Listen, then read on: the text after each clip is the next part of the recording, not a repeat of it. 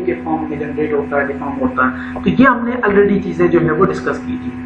So now coming back to the design again, कि multi degree of freedom system के अंदर हमारा जो स्ट्रक्चर है, हमने एक स्ट्रक्चर या मल्टी स्टोरी बिल्डिंग कंसीडर की है कि we have a 3 story building is modelled as 3 degree of freedom system and rigid floors as shown in figure. कि हमारे पास एक 3 स्टोरी बिल्डिंग है, उसको हम रिजिड फ्लोर्स कंसीडर कर रहे हैं, 3 degree of freedom system consider कर रहे हैं। कि हमारे पास मासेस हैं डिफरेंट स्ट्रक्चर्स के, m1 m2 and m3 are the masses, k1 k2 k3 are the stiffnesses और x1 x2 and x3 are the displacements. Determine the top floor maximum displacement, यहाँ पे टॉप फ्लोर मैक्सिमम डिस्प्लेसमेंट हमने find out करनी है and base shear value के structure के अंदर base shear कितना जनरेट हो रहा है due to El Centro 1940 earthquake ground motion. हमने ये मेथड यूज करना है एल सेंट्रो, जिसको हम रिस्पांस फैक्टर में कंसीडर करते हैं basically. So take the interior story lateral stiffness for the floors। lateral stiffness हमारे पास क्या है, k1 is equals to k2, k2 is equals to k3। तीनों जो स्टिफनेसेस हैं हाइट ऑफ द बिल्डिंग हमारे पास सेम है, तो हम तीनों स्टिफनेसेस जो हमारे पास गिवन है वो 16,357.5 यानी तीनों स्टिफनेसेस सेम है इंटू 10⁻³ न्यूटन पर मीटर। ये हमें स्टिफनेस गिवन है तीनों कॉलम्स के लिए।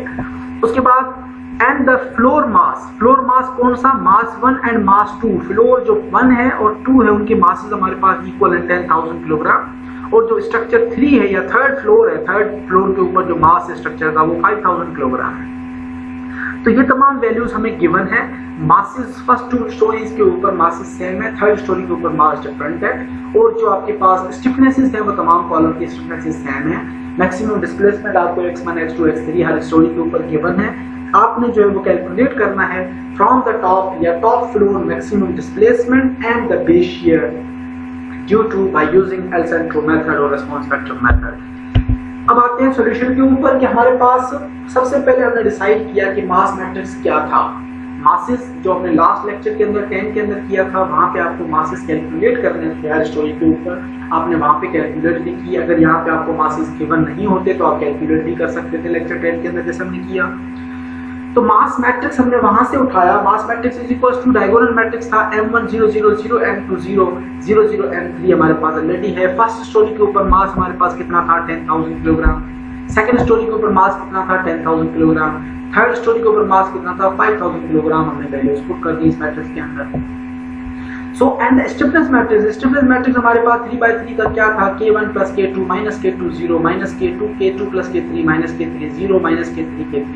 ये हमारे पास मैट्रिक्स था। Again this also matrix is a diagonal matrix. यहाँ पे हमारे पास k1 की या k2 की वैल्यू कितनी है 16,357.5। यहाँ पे k1 और k2 दोनों इक्वल हैं, आपस में हमने दोनों वैल्यूज ऐड कर दी। हमारे पास आ गया 32,751 minus k2 minus 16,357.5 0 again 0 minus k2 minus 16,357.5 k2 plus k3 दोनों वैल्यू सेम है, तो हमारे पास 32,751। यहाँ पे 15 नहीं है 51 है। उसके बाद हमारे पास था माइनस 16,357.5 0 0 माइनस k3 16,357.5 और प्लस k3 16,357.5।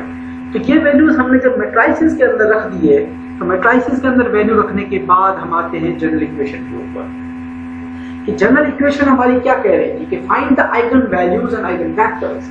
आइगन वैल्यूज और आइगन वेक्टर की कंडीशन क्या थी, हमने कैरेक्टरिस्टिक इक्वेशन डेवलप की थी कि is the stiffness matrix minus lambda into mass और minus omega square into mass, दोनों आर सेम थिंग। तो यहाँ पे आपको मास के साथ आपने मैट्रिक्स रखा था कि हमारे पास जो कंडीशन थी k minus lambda into mass matrix into 5 basically is eigen vector जो कि हमने बाहर रखा है, और हमारे पास जो आइगन वैल्यू है वो लैम्डा है या ओमेगा है। Omega square is equals to lambda, हमने यहाँ पे ओमेगा स्क्वायर रखा है नेचुरल फ्रीक्वेंसी का। तो determinant basically is equals to, यहाँ पे जब हमने डिटरमिनेंट अप्लाई किया तो हमने फाई की वैल्यू को इग्नोर कर दिया फिलहाल, कि हम उसको बाद में ऐड करेंगे। Determinant is equals to k matrix minus omega square into mass matrix is equals to 0। अब अगर मैं k मैट्रिक्स की वैल्यूज और मास मैट्रिक्स की वैल्यूज जिस तरह से हमने मैट्रिक्स ऑफ फ्रीडम सिस्टम के अंदर पुट किए थे यहाँ पे हम पुट करते हैं, तो हमारे पास टोटल डिटरमिनेंट आया। इन वैल्यूज के अंदर से हमने 16,357.5 को हमने कॉमन ले लिया। 16,357.5 इंटू 10⁻³ हमने कॉमन ले ली वैल्यू। यहाँ पे आपके पास पीछे क्या बच गया इसके वैल्यू के अंदर, यहाँ पे आपका 2 माइनस 2 इंटू लैम्डा, जो कंडीशन आप अगेन यूज करके आए लैम्डा तो आपने सात जगह माइनस करना ही करना है। यहाँ पे ये वैल्यू हमारे पास कांस्टेंट आ गई, -1 बच गया, क्योंकि यहाँ पे लैम्डा इसलिए आया कि यहाँ पे आपके पास मास है, यहाँ पे भी मास है, यहाँ पे भी मास है। ये हमने ऑलरेडी डिस्कस किया था जो लेक्चर नंबर 10 के अंदर। तो हमने तमाम वैल्यूज जब यहाँ पे लिख ली, -ω² into the mass matrix. Mass matrix हमारे पास तीनों वैल्यूज में से 5000 वैल्यू जो है वो बाहर हमने कॉमन ले ली, यहाँ पे 2 बच गया, यहाँ पे 2 बच गया, यहाँ पे 1 बच गया। एक्जैक्टली इसी तरह से 2 2 1 0 0 0 बाकी सारी चीजें थी, डिटरमिनेंट इज इक्वल टू 0। तो ये हमारे पास एक जनरल डिटरमिनेंट या जनरल जो है वो एक शेप आ गई स्ट्रक्चर की। अब लैम्डा की वैल्यू बेसिकली इस स्ट्रक्चर में से क्या है कि लैम्डा अगर आप यहाँ पे डिटरमिनेंट दिस वैल्यू इनटू ये आपका पूरा फैक्टर एक तरफ आ गया, इसको इक्वल करके ये वाला पूरा टर्म जो है उस तरफ ले जाते हैं, तो आपके पास जो लैम्डा की वैल्यू निकलेगी ओवरऑल, अगर इसको आप सॉल्व करो तो lambda will be equals to ω² into 5000। ω² into 5000 क्यों?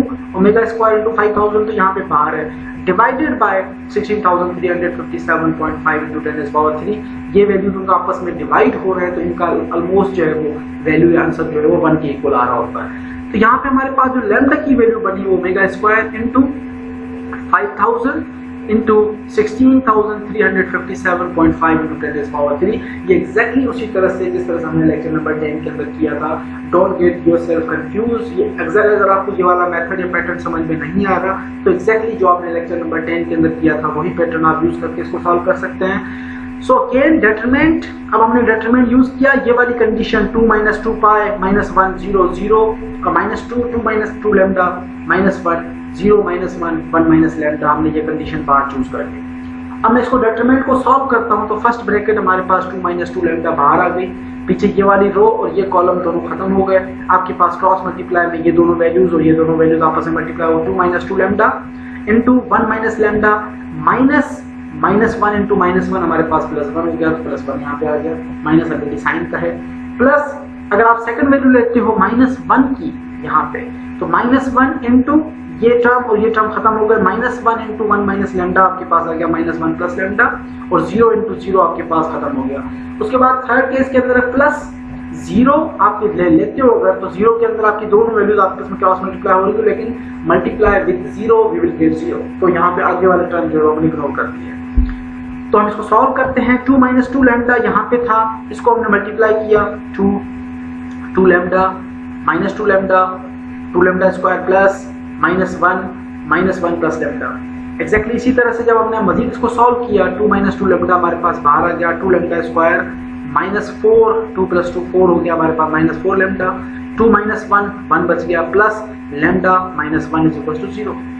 हमने मजीद इसको सॉल्व किया 2 into lambda square we got 4 lambda square -8 lambda plus 2 into 2 4 lambda square already था, लैम्डा एक और मल्टीप्लाई हो रहा है, लैम्डा क्यूब आ गया, -2 into 4 minus into minus plus 2 4 = 8 lambda into lambda square minus यहाँ पे हमारे पास 1 से मल्टीप्लाई किया -2 लैम्डा प्लस लैम्डा -1। उसके बाद हमने इस इक्वेशन को मजीद सॉल्व किया, -4 लैम्डा क्यूब ऑलरेडी हमारे पास आ गया, लैम्डा स्क्वायर 8 और 4 हमारे पास टोटल जो है वो 12 हो गया लैम्डा स्क्वायर, माइनस लैम्डा और 2 लैम्डा यहाँ थे -10 लैम्डा प्लस लैम्डा 1 तो कट हो गया, यहाँ पे -9 लैम्डा बच गया और +1 = 0। तो ये हमारे पास जो है वो जनरल लैम्डा की ओवरऑल इक्वेशन या क्वाड्रेटिक इक्वेशन या एक जनरल क्यूबिक इक्वेशन डेवलप हो गई। अब क्यूबिक इक्वेशन को जब हम सॉल्व करते हैं, लास्ट क्लास के अंदर ही मैंने आपको बताया था कि जब इसको हम क्यूबिक इक्वेशन को सॉल्व करते हैं तो लैम्डा की हमें 3 वैल्यूज मिल जाएंगी, क्योंकि लैम्डा 3 है पावर 3 तो हमें 3 वैल्यूज मिली। एक लैम्डा 1 = 0.134, लैम्डा 2 = 1 एंड लैम्डा 3 = 1.866। तो ये तीनों वैल्यूज मिल गई। अब तीनों वैल्यूज हमारे पास थी, हम जानते हैं कि लैम्डा = नेचुरल फ्रीक्वेंसी स्क्वायर और under root lambda = natural frequency.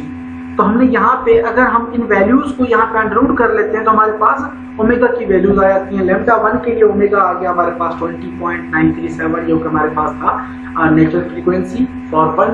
जो आइगन वैल्यू अगर 1 है तो आइगन जो हमारे पास नेचुरल फ्रीक्वेंसी डेवलप हुई आइगन वैल्यू वो हमारे पास आ गई 20.937 रेडियंस पर सेकंड। अगर हम लैम्डा की वैल्यू 2 यूज करते हैं तो हमारे पास ओमेगा की वैल्यू 2 आ जाती है 57.2 रेडियंस पर सेकंड। अगर हम ओमेगा की वैल्यू 3 लैम्डा की यूज करते हैं तो ओमेगा की वैल्यू आ जाती है 78.13 रेडियंस पर सेकंड। उसके बाद हमने लैम्डा की वैल्यूज से हमने ओमेगा की वैल्यूज निकाली नेचुरल फ्रीक्वेंसी की। अब ओमेगा की वैल्यूज अगर हम इस इक्वेशन के अंदर यूज करें तो हमारे पास टाइम पीरियड्स भी आ जाएंगे।